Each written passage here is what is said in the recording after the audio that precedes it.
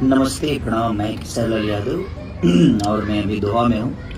और आज मैं आ रहा हूँ एक काम के लिए, अपने बड़े भाई पिंकू भैया के लिए। कल जगदीशपुर विधानसभा क्षेत्र अंतर्गत केसरी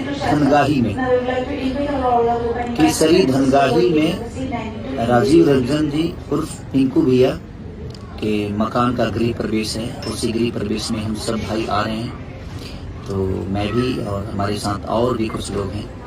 तो आप आइए और अपना प्यार। और कल दिन में है ये 12 बजे, तो आप सबके बीच में मैं आ रहा हूँ दिन में 12 बजे केसरी धनगाही अपने पिंकू भैया के लिए, उनके गृह प्रवेश में। तो आप भी आइए 12 बजे दिन में, कल 8 तारीख को आप सबके बीच में, 8